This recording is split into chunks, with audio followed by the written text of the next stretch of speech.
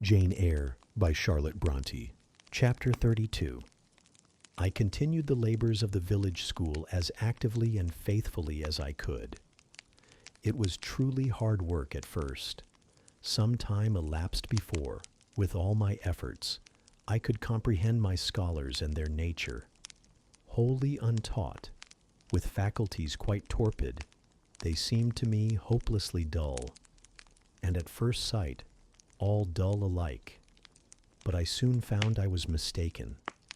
There was a difference amongst them as amongst the educated, and when I got to know them, and they me, this difference rapidly developed itself. Their amazement at me, my language, my rules and ways, once subsided, I found some of these heavy-looking, gaping rustics wake up into sharp-witted girls enough. Many showed themselves obliging, and amiable too.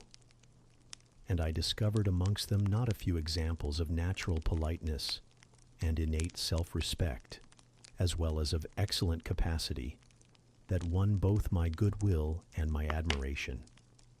These soon took a pleasure in doing their work well, in keeping their persons neat, in learning their tasks regularly, in acquiring quiet and orderly manners.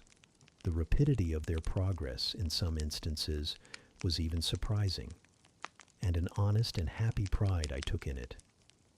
Besides, I began personally to like some of the best girls, and they liked me. I had amongst my scholars several farmers' daughters, young women grown, almost. These could already read, write, and sew, and to them I taught the elements of grammar, geography, history, and the finer kinds of needlework. I found estimable characters amongst them, characters desirous of information and disposed for improvement, with whom I passed many a pleasant evening hour in their own homes.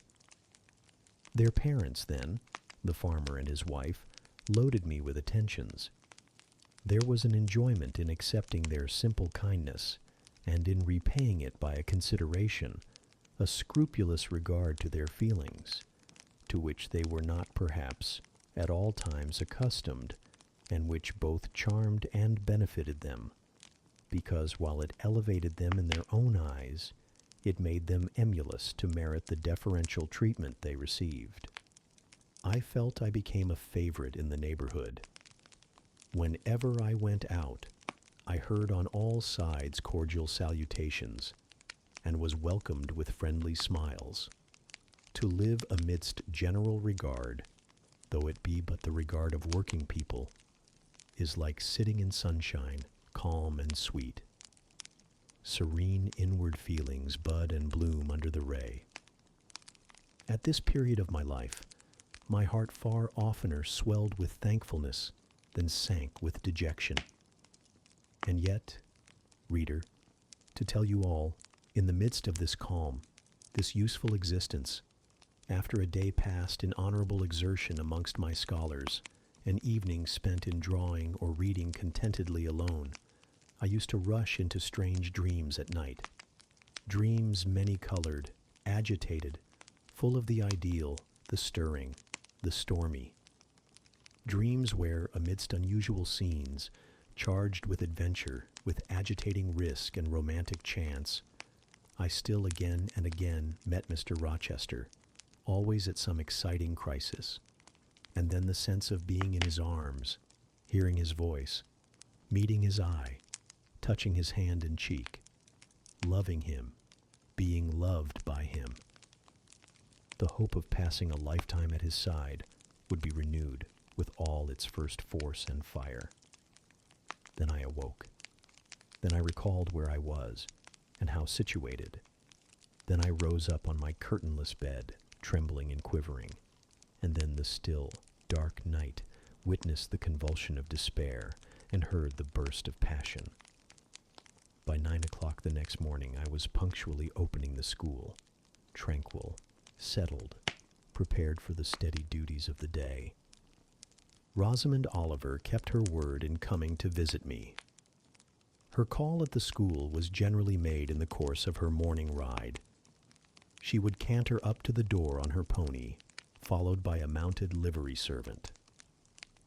Anything more exquisite than her appearance, in her purple habit, with her Amazon's cap of black velvet, placed gracefully above the long curls that kissed her cheek and floated to her shoulders, can scarcely be imagined. And it was thus she would enter the rustic building and glide through the dazzled ranks of the village children. She generally came at the hour when Mr. Rivers was engaged in giving his daily catechizing lesson. Keenly, I fear, did the eye of the visitress pierce the young pastor's heart. A sort of instinct seemed to warn him of her entrance, even when he did not see it, and when he was looking quite away from the door, if she appeared at it, his cheek would glow, and his marble. Seeming features, though they refused to relax, changed indescribably, and in their very quiescence became expressive of a repressed fervor, stronger than working muscle or darting glance could indicate. Of course, she knew her power. Indeed, he did not, because he could not conceal it from her. In spite of his Christian stoicism, when she went up and addressed him, and smiled gaily, encouragingly, even fondly in his face, his hand would tremble, and his eye burn. He seemed to say with his sad and resolute look, if he did not say it with his lips, "I love you, and I know you prefer me. It is not despair of success that keeps me dumb. If I offered my heart, I believe you would accept it. But that heart is already laid on a sacred altar. The fire is arranged round it. It will soon be no more than a sacrifice consumed." And then she would pout like a disappointed child. A pensive cloud would soften her radiant vivacity. She would withdraw her hand hastily from his, and turn in transient petulance from his aspect, at once so heroic and so martyr-like. St. John, no doubt, would have given the world to follow, recall, retain her, when she thus left him. But he would not give one chance of heaven, nor relinquish, for the Elysium of her love, one hope of the true, eternal paradise. Besides, he could not bind all that he had in his nature, the rover, the aspirant, the poet, the priest, in the limits of a single passion. He could not, he would not, renounce his wild field of mission warfare for the parlors and the peace of Vale Hall. I learnt so much from himself in an inroad I once, despite his reserve, had the daring to make on his confidence. Miss Oliver already honored me with frequent visits to my cottage. I had learnt her whole character, which was without mystery or disguise. She was coquettish, but not heartless, exacting, but not worthlessly selfish. She had been indulged from her birth, but was not absolutely spoilt. She was hasty, but good-humored, vain. She could not help it when every glance in the glass showed her such a flush of loveliness, but not affected, liberal-handed, innocent of the pride of wealth, ingenuous, sufficiently intelligent, gay, lively, and unthinking. She was very charming, in short, even to a cool observer of her own sex like me, but she was not profoundly interesting or thoroughly impressive. A very different sort of mind was hers from that, for instance, of the sisters of St. John. Still, I liked her almost as I liked my pupil Adele, except that, for a child whom we have watched over and taught, a closer affection is engendered than we can give an equally attractive adult acquaintance. She had taken an amiable caprice to me. She said I was like Mr. Rivers, only, certainly, she allowed, not 1/10 so handsome, though I was a nice, neat little soul enough, but he was an angel. I was, however, good, clever, composed, and firm, like him. I was a lusus naturae, she affirmed, as a village schoolmistress. She was sure my previous history, if known, would make a delightful romance. One evening, while with her usual childlike activity and thoughtless, yet not offensive inquisitiveness, she was rummaging the cupboard and the table drawer of my little kitchen. She discovered first 2 French books, a volume of Schiller, a German grammar and dictionary, and then my drawing materials and some sketches, including a pencil head of a pretty little cherub-like girl, one of my scholars, and sundry views from nature taken in the Vale of Morton and on the surrounding moors.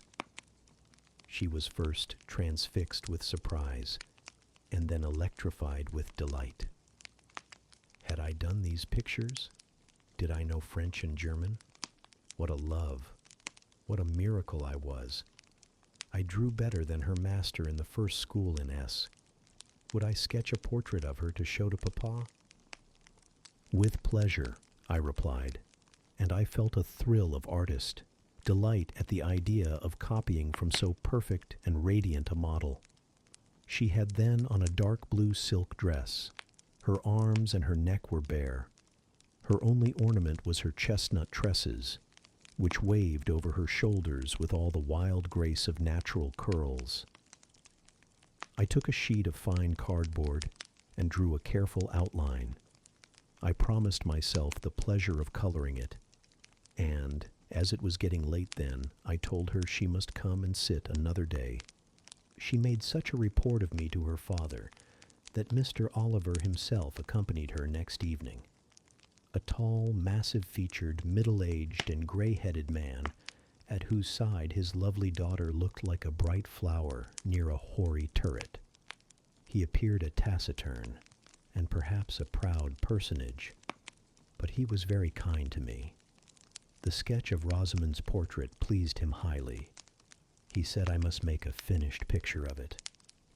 He insisted, too, on my coming the next day to spend the evening at Vale Hall. I went. I found it a large, handsome residence, showing abundant evidences of wealth in the proprietor. Rosamond was full of glee and pleasure all the time I stayed. Her father was affable, and when he entered into conversation with me after tea, he expressed in strong terms his approbation of what I had done in Morton School, and said he only feared, from what he saw and heard, I was too good for the place, and would soon quit it for one more suitable. "Indeed," cried Rosamond, "she is clever enough to be a governess in a high family, Papa." I thought I would far rather be where I am than in any high family in the land. Mr. Oliver spoke of Mr. Rivers, of the Rivers family, with great respect. He said it was a very old name in that neighborhood, that the ancestors of the house were wealthy, that all Morton had once belonged to them, that even now he considered the representative of that house might, if he liked, make an alliance with the best. He accounted it a pity that so fine and talented a young man should have formed the design of going out as a missionary. It was quite throwing a valuable life away. It appeared, then, that her father would throw no obstacle in the way of Rosamond's union with St. John. Mr. Oliver evidently regarded the young clergyman's good birth, old name, and sacred profession as sufficient compensation for the want of fortune. It was the 5th of November, and a holiday.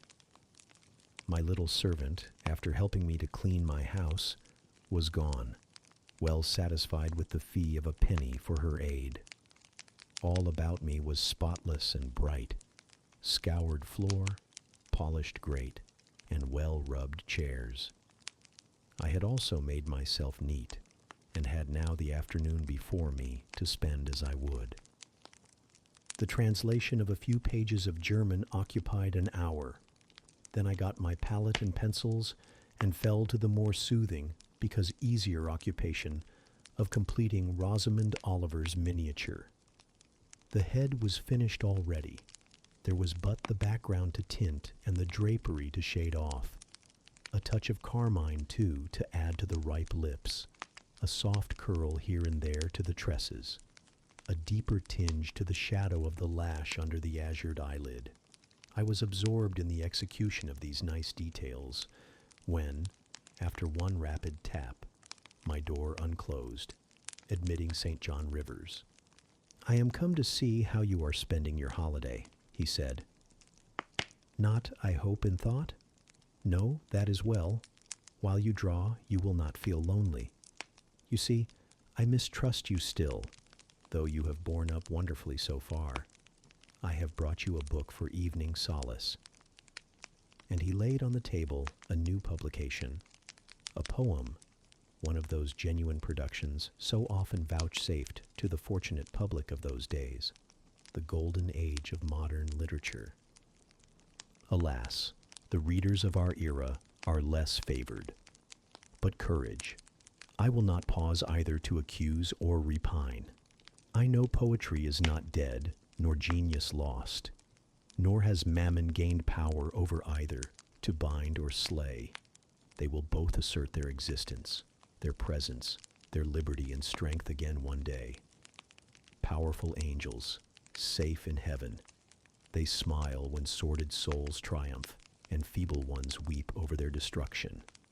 Poetry destroyed. Genius banished? No. Mediocrity? No. Do not let envy prompt you to the thought. No. They not only live but reign and redeem, and without their divine influence spread everywhere, you would be in hell, the hell of your own meanness. While I was eagerly glancing at the bright pages of Marmion, for Marmion it was, St. John stooped to examine my drawing. His tall figure sprang erect again with a start. He said nothing. I looked up at him. He shunned my eye. I knew his thoughts well and could read his heart plainly. At the moment I felt calmer and cooler than he. I had then temporarily the advantage of him, and I conceived an inclination to do him some good if I could. With all his firmness and self-control, thought I, he tasks himself too far, locks every feeling and pang within, expresses, confesses, imparts nothing. I am sure it would benefit him to talk a little about this sweet Rosamond, whom he thinks he ought not to marry. I will make him talk. I said first, "Take a chair, Mr. Rivers." But he answered, as he always did, that he could not stay. "Very well," I responded mentally. "Stand if you like, but you shall not go just yet. I am determined. Solitude is at least as bad for you as it is for me. I'll try if I cannot discover the secret spring of your confidence, and find an aperture in that marble breast through which I can shed one drop of the balm of sympathy." "Is this portrait like?" I asked bluntly. Like whom?" I did not observe it closely. "You did, Mr. Rivers." He almost started at my sudden and strange abruptness. He looked at me astonished. "Oh, that is nothing yet," I muttered within. "I don't mean to be baffled by a little stiffness on your part. I'm prepared to go to considerable lengths." I continued. "You observed it closely and distinctly, but I have no objection to your looking at it again." And I rose and placed it in his hand. "A well-executed picture," he said. "Very soft, clear coloring, very graceful and correct drawing." Yes, I know all that. But what of the resemblance? Who is it like?" Mastering some hesitation, he answered, "Miss Oliver, I presume." "Of course. And now, sir, to reward you for the accurate guess, I will promise to paint you a careful and faithful duplicate of this very picture, provided you admit that the gift would be acceptable to you. I don't wish to throw away my time and trouble on an offering you would deem worthless." He continued to gaze at the picture. The longer he looked, the firmer he held it, the more he seemed to covet it. "It is like," he murmured. "The eye is well managed. The color, light, expression are perfect. It smiles. Would it comfort or would it wound you to have a similar painting? Tell me that. When you are at Madagascar or at the Cape or in India, Would it be a consolation to have that memento in your possession, or would the sight of it bring recollections calculated to enervate and distress? He now furtively raised his eyes. He glanced at me, irresolute, disturbed. He again surveyed the picture. That I should like to have it is certain. Whether it would be judicious or wise is another question. Since I had ascertained that Rosamond really preferred him, and that her father was not likely to oppose the match, I, less exalted in my views than St. John, had been strongly disposed in my own heart to advocate their union. It seemed to me that, should he become the possessor of Mr. Oliver's large fortune, he might do as much good with it as if he went and laid his genius out to wither, and his strength to waste, under a tropical sun. With this persuasion, I now answered, "As far as I can see, it would be wiser and more judicious if you were to take to yourself the original at once." By this time he had sat down. He had laid the picture on the table before him, and with his brow supported on both hands, hung fondly over it. I discerned he was now neither angry nor shocked at my audacity. I saw even that to be thus frankly addressed on a subject he had deemed unapproachable, to hear it thus freely handled, was beginning to be felt by him as a new pleasure, an unhoped-for relief. Reserved people often really need the frank discussion of their sentiments and griefs more than the expansive. The sternest-seeming stoic is human after all, and to burst with boldness and goodwill into the silent sea of their souls is often to confer on them the first of obligations. "She likes you, I am sure," said I, as I stood behind his chair, "and her father respects you. Moreover, she is a sweet girl, rather thoughtless, but you would have sufficient thought for both yourself and her. You ought to marry her." "Does she like me?" he asked. "Certainly, better than she likes anyone else.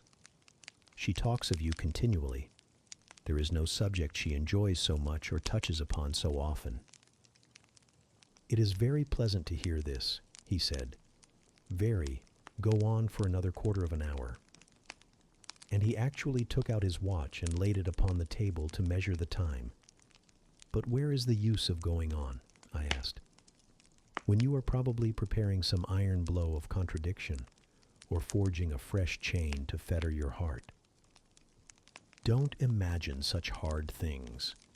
Fancy me yielding and melting as I am doing, human love rising like a freshly opened fountain in my mind, and overflowing with sweet inundation, all the field I have so carefully and with such labor prepared, so assiduously sown with the seeds of good intentions, of self-denying plans. And now it is deluged with a nectarous flood, the young germs swamped, delicious poison cankering them. Now I see myself stretched on an ottoman in the drawing-room at Vale Hall at my bride Rosamond Oliver's feet. She is talking to me with her sweet voice, gazing down on me with those eyes your skillful hand has copied so well, smiling at me with these coral lips. She is mine, I am hers. This present life and passing world suffice to me. Hush, say nothing, my heart is full of delight, my senses are entranced. Let the time I marked pass in peace. I humored him. The watch ticked on. He breathed fast and low. I stood silent. Amidst this hush the quartet sped. He replaced the watch, laid the picture down, rose, and stood on the hearth. "Now," said he, "that little space was given to delirium and delusion. I rested my temples on the breast of temptation and put my neck voluntarily under her yoke of flowers. I tasted her cup. The pillow was burning. There is an asp in the garland. The wine has a bitter taste. Her promises are hollow, her offers false. I see and know all this." I gazed at him in wonder. "It is strange," pursued he, "that while I love Rosamond Oliver so wildly, with all the intensity indeed of a first passion, the object of which is exquisitely beautiful, graceful, fascinating. I experience at the same time a calm, unwarped consciousness that she would not make me a good wife, that she is not the partner suited to me, that I should discover this within a year after marriage, and that to 12 months' rapture would succeed a lifetime of regret. This I know. Strange indeed. I could not help ejaculating. While something in me, he went on, is acutely sensible to her charms, something else is as deeply impressed with her defects. They are such that she could sympathize in nothing I aspired to, cooperate in nothing I undertook. Rosamond a sufferer, a laborer, a female apostle. Rosamond a missionary's wife? No. But you need not be a missionary. You might relinquish that scheme. Relinquish. What? My vocation? My great work? My foundation laid on earth for a mansion in heaven? My hopes of being numbered in the band who have merged all ambitions in the glorious one of bettering their race, of carrying knowledge into the realms of ignorance, of substituting peace for war, freedom for bondage, religion for superstition, the hope of heaven for the fear of hell? Must I relinquish that? It is dearer than the blood in my veins. It is what I have to look forward to and to live for. After a considerable pause, I said, "And Miss Oliver, are her disappointment and sorrow of no interest to you?" Miss Oliver is ever surrounded by suitors and flatterers. In less than a month, my image will be effaced from her heart. She will forget me, and will marry, probably, someone who will make her far happier than I should do. You speak coolly enough, but you suffer in the conflict. You are wasting away. Number if I get a little thin, it is with anxiety about my prospects, yet unsettled, my departure, continually procrastinated. Only this morning I received intelligence that the successor, whose arrival I have been so long expecting, cannot be ready to replace me for 3 months to come yet, and perhaps the 3 months may extend to 6. You tremble and become flushed whenever Miss Oliver enters the schoolroom. Again, the surprised expression crossed his face. He had not imagined that a woman would dare to speak so to a man. For me, I felt at home in this sort of discourse. I could never rest in communication with strong, discreet, and refined minds, whether male or female, till I had passed the outworks of conventional reserve and crossed the threshold of confidence and won a place by their heart's very hearthstone. "You are original," said he, "and not timid. There is something brave in your spirit, as well as penetrating in your eye. But allow me to assure you that you partially misinterpret my emotions. You think them more profound and potent than they are. You give me a larger allowance of sympathy than I have a just claim to. When I color, and when I shade before Miss Oliver, I do not pity myself. I scorn the weakness. I know it is ignoble, a mere fever of the flesh, not, I declare, the convulsion of the soul. That is just as fixed as a rock, firm set in the depths of a restless sea. Know me to be what I am, a cold, hard man." I smiled incredulously. "You have taken my confidence by storm," he continued, "and now it is much at your service. I am simply, in my original state, stripped of that blood-bleached robe with which Christianity covers human deformity, a cold, hard, ambitious man. Natural affection only, of all the sentiments, has permanent power over me. Reason, and not feeling, is my guide. My ambition is unlimited. My desire to rise higher, to do more than others, insatiable. I honor endurance, perseverance, industry, talent. because these are the means by which men achieve great ends and mount to lofty eminence. I watch your career with interest, because I consider you a specimen of a diligent, orderly, energetic woman, not because I deeply compassionate what you have gone through or what you still suffer. You would describe yourself as a mere pagan philosopher, I said. Number, there is this difference between me and deistic philosophers. I believe, and I believe the gospel. You missed your epithet. I am not a pagan, but a Christian philosopher, a follower of the sect of Jesus. As his disciple, I adopt his pure, his merciful, his benignant doctrines. I advocate them. I am sworn to spread them. Won in youth to religion, she has cultivated my original qualities thus. From the minute germ, natural affection, she has developed the shadowing tree, philanthropy. From the wild, stringy root of human uprightness, she has reared a due sense of the divine justice, of the ambition to win power and renown for my wretched self. She has formed the ambition to spread my master's kingdom, to achieve victories for the standard of the cross. So much has religion done for me, turning the original materials to the best account, pruning and training nature. But she could not eradicate nature, nor will it be eradicated till this mortal shall put on immortality. Having said this, he took his hat, which lay on the table beside my pallet. Once more he looked at the portrait. She is lovely, he murmured. She is well named the Rose of the World, indeed. And may I not paint one like it for you? Cui bono? No. He drew over the picture the sheet of thin paper on which I was accustomed to rest my hand in painting, to prevent the cardboard from being sullied. What he suddenly saw on this blank paper, it was impossible for me to tell. But something had caught his eye. He took it up with a snatch. He looked at the edge, then shot a glance at me, inexpressibly peculiar and quite incomprehensible.